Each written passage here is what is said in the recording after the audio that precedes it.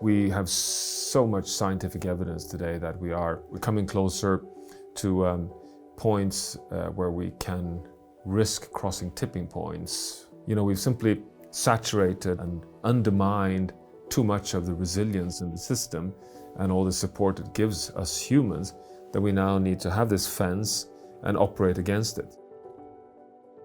So the science that I'm involved in is about, yes, risk management, but it's also about giving a guide to the future, a guide that gives us a pathway of what are the boundaries we have to stay within for a prosperous, equitable future for humanity, which is the planetary boundaries. We have been researching this, for more than a decade and identified 9 planetary boundaries.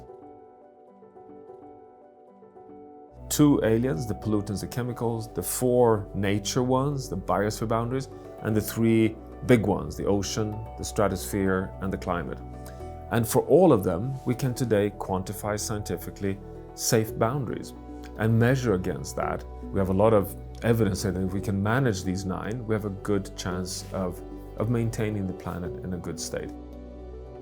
But what has happened just over the last 5 years is that we have more and more evidence that the solutions are not only necessary, it's not only possible, but we know that we can scale them and they give better outcomes, both for health, prosperity, equity, and peace. We can today say with confidence that it's a question of transitioning into a sustainable future, which will give us a more modern, advanced, attractive future. That's hopeful.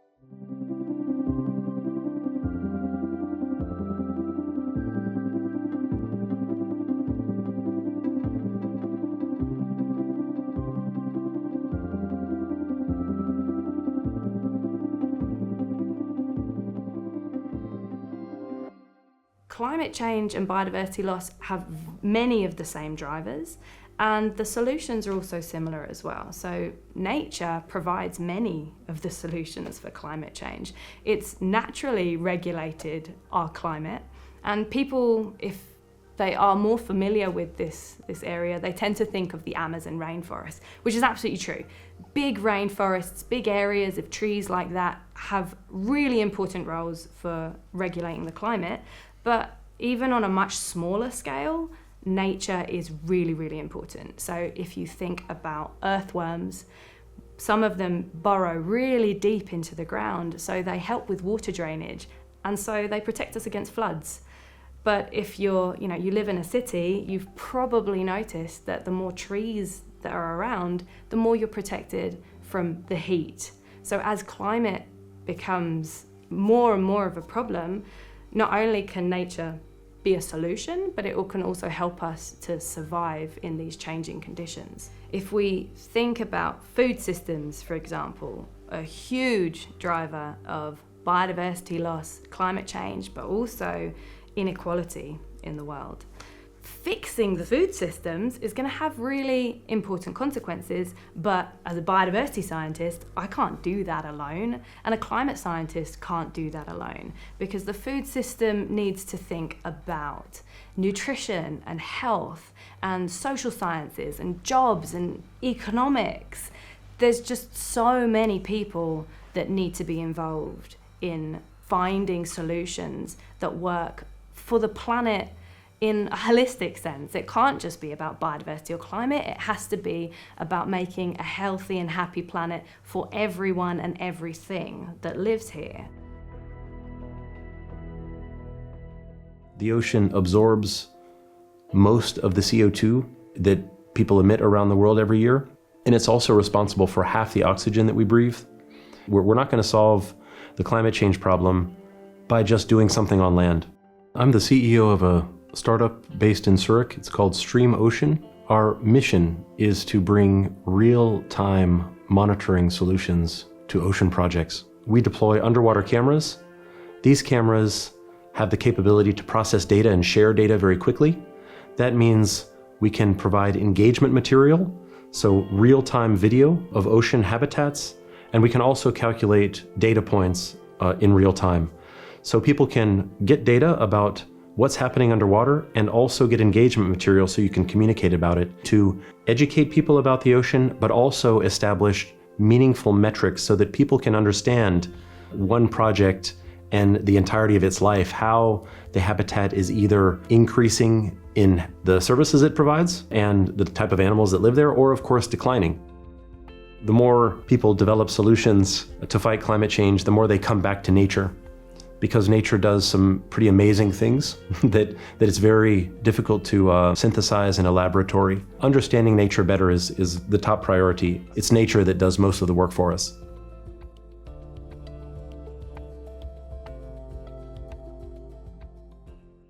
The 21st century should become our green renaissance. Rethinking our engineering system, rethinking our food system, rethinking our cities, rethinking our transport system. So it was not a sudden boom and society went from black to white. It was a gradual rethinking of the way people behave, work, transport, eat. Most politicians, most people do understand the challenges ahead. So it is not so that there is not an awareness, in particular with regard to climate change and so forth. But from that awareness, translating that into action in a way that does not endanger our way of living, that's the big thing.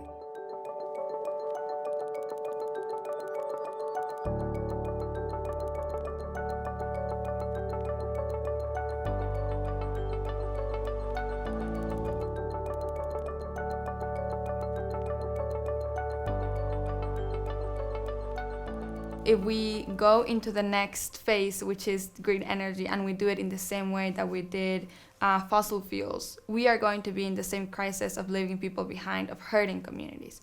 And I want to make sure that that transition is not done in a harmful way. The key focus of my work is climate justice, really bringing in the aspect of what it means to not just have a green transition, but a just green transition for communities to be uplifted, for the targeting of, for example, pipelines and waste facilities to be off of communities of color and indigenous communities. I think the first barrier we need to overcome is trying to isolate climate into this emissions drawdown conversation that is very technical and is just about parts per million in the atmosphere. Once we realize that we don't have to wait for the UN or the politicians to put a law to start living our lives differently, to start changing systems, I think that's where that shift can happen.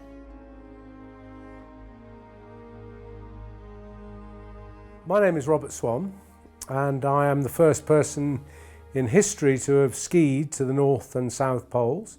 My mission is the preservation of the Antarctic continent and the inspiration, I hope, of young people at this stage on the planet to look after it. What we need to do is to get that sense of survival and inspiration across, rather than people just being focused on what's wrong. We need to stand up and say, right, we can actually do these things. And I think my role in all of that, having seen some of these things for many, many years that are wrong, try and turn that towards what's right. The discourse on climate, the problems and the solutions, it clearly lacks a voice of emerging economies. And the context is so different, the problems are different, and therefore the solutions have to be different in that part of the world. So that understanding of one size doesn't fit all, because there are lives involved, there are livelihoods involved, there are competing interests involved, and some of these competing interests in emerging economies are very basic: food, water, jobs, survival, and therefore these are very strongly competing against action for climate. So we've established India's first climate school, first university, which is focusing on climate change. That's a 4-year engineering degree which focuses on climate tech, and more specifically on carbon capture and storage and early warning systems. The second climate school, which very early stages that we are building up, is in the northeast of India, and that's focusing on nature-based solutions. Two very complementary yet important issues which hopefully would go hand in hand. That has a snowballing effect, years together, there'll be skilled people in the field who'll be entering the workforce. So that's the basic building block which we all need to join hands and work on. We built one climate school in India, but we clearly need 100 more.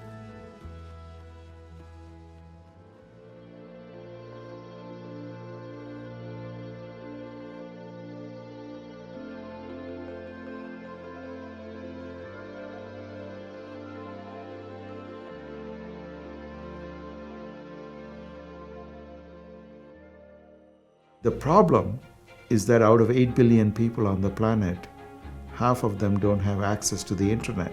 So what good is online learning or online education if you cannot get online? Science and technology can play an important role in maximizing learning outcomes. So what we try to do is to identify people who have successfully found solutions to problems, but for small cohort of students, connect them with people who are engaged with tens of millions of students in different parts of the world with much more complex problems, and these people would not organically come into contact with one another. That's the sweet spot that we see where Global Learning Council can play a role.